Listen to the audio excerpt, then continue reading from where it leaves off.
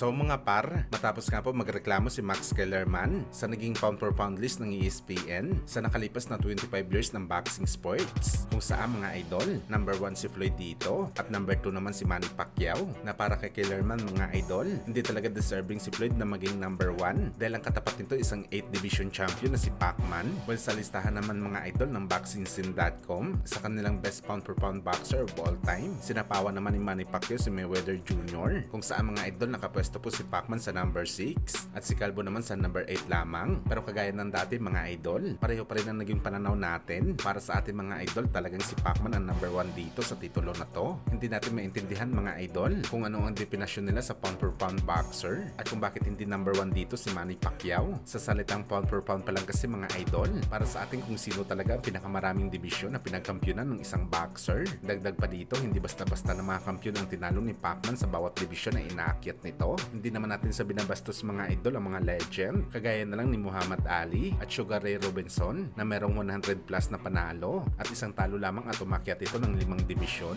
Believe tayo dito mga idol, pero gayon pa man 8 division champion kasi ang kalaban nila.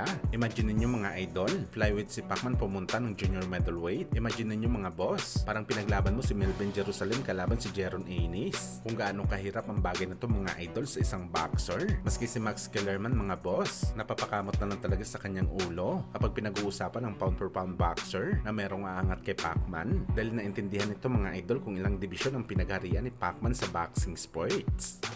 Samantala speaking kay Manny Pacquiao mga idol, kansilado na nga po ang unang planong laban ng ating pambansang kamao. Kung matatandaan nyo mga idol, sinabi ni Pacman na sa buwan ng December ito mapapalaban sa Amerika. Pero ayon naman sa report mga idol ng BoxingScene.com, January na daw ang comeback fight ni Pacman. Sa early 2026 na ito lalaban. Hindi natin alam mga idol kung ano ang dahilan dito, bakit inatras ang laban ni Boss Manny. Pero isa lang talagang hindi nagbago dito mga idol. Si Rolando Romero pa rin ang frontliner ng makakalaban ni Pacman para sa WBA welterweight title, kaya abangan natin to mga idol.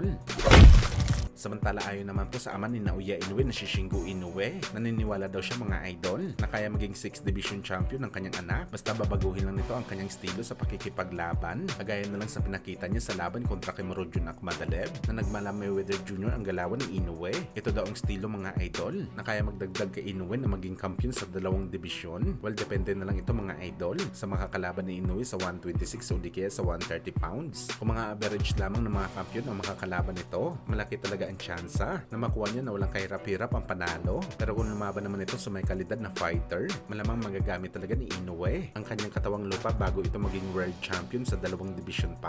Kagaya na lang sa laban kontra sa ating pambato na si Mark Magsayo, nakakainin ka talaga sa bakbakan. Palagay natin mga idol, hindi obra malamang Mayweather Jr. na galawan ni Inoue kay Magsayo. Isang bangers kasi ang Pinoy, marunong sa dikdikan at malayuan na bakbakan. At higit sa lahat mga idol, may lakas talaga si Magsayo na kaya magpatulog kay Inoue sa ibabaw ng lona.